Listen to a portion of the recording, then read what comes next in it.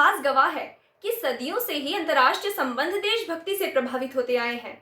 फिर बात चाहे इटली जर्मनी एकीकरण की हो या फिर अफ्रीकी एशियाई देशों के नॉन अलाइनमेंट मूवमेंट की, परंतु अंतर्राष्ट्रीय संबंधों पर देशभक्ति के प्रभाव को समझने से पूर्व यह समझ लेते हैं कि देशभक्ति क्या है। देशभक्ति अपने निजी स्वार्थ से ऊपर उठकर पूर्ण रूप से अपने देश व देशवासियों के प्रति समर्पित होने का भाव है, जो पूरे देश को एकजुटता में बांधे रखता है। अब यह भाव किस प्रकार से अंतर्राष्ट्रीय संबंधों को प्रभावित करता है, यह कुछ उदाहरणों के माध्यम से समझते हैं।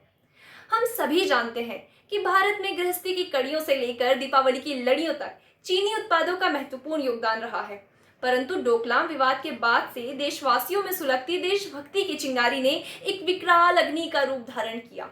फलस्वरूप देशवासियों ने चीनी सामान का बहिष्कार कर आत्मनिर्भर भारत के संकल्प को दृढ़ किया और आर्थिक मोर्चे पर थोड़ा बहुत कष्ट सहते हुए भी वोकल फॉर लोकल का डंका पूरे विश्व में बजा दिया। अब इसी संदर्भ में यदि मैं बात करूं हमारे प्रिय मित्र ना पाकिस्तान की, तो उरी हमले की नापाक हरकत के बाद किया सर्जिकल स्ट्राइक इस बात का प्रमाण है कि भारत ने देशवासियों में बसे आक्रोश व शहीदों की शहादत का सम्मान करते हुए यह कदम उठाया, जिससे कि हमारे अंतर्राष्ट्रीय संबंधों पर भी प्रभाव पड़ सकता था। परंतु यह हमारी देशभक्ति व एकजुटता की ही ताकत थी, जिसके समक्ष पूरे विश्व को नतमस्तक होकर हमारे इस प्रहार को स्वीकारना पड़ा।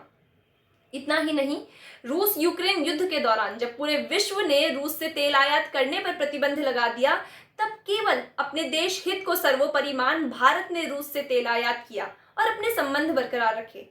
खैर, भारत के अंतर्राष्ट्रीय संबंधों को दरकिनार कर यदि मैं अन्य देशों की बात करूं, तो युद्ध की तमाम तकलीफें वहन करने के बाद भी रूस जैसे प्रबल देश के सामने घुटने न टेकना क्या यूक्रेन की देशभक्ति नहीं दर्शाता?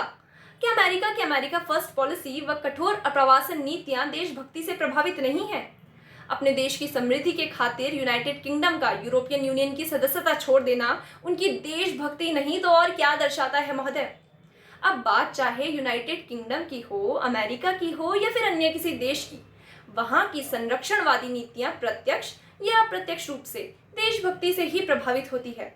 हाँ, हालांकि अंतर्राष्ट्रीय संबंधों का आधार केवल और केवल देशभक्ति नहीं है, नहीं तो आज सभी देश केवल स्वयं को सर्वोपरि रखने की दौड़ में लगे रहते और अंतर्राष्ट्रीय संबंध नामक शब्द राजनीतिक शास्त्र की किताबों में केवल शब्द बनकर ही सीमित रह जाता। अंतर्राष्ट्रीय संबंधों के अन्य कई राजनीतिक, आर्थिक व सैन्य कारक भी होते हैं और इन्हीं कारकों व देशभक्ति के भाव के बीच में संतुलन बनाकर अंतर्राष्ट्रीय स्तर पर शांतिपूर्ण संबंधों को अलंकृत किया जा सकता है, ताकि वसुधैव कुटुंबकम की अवधारणा को आत्मसात करते हुए पूरा विश्व उन्नति के मार्ग पर अग्रसर हो सके। धन्यवाद।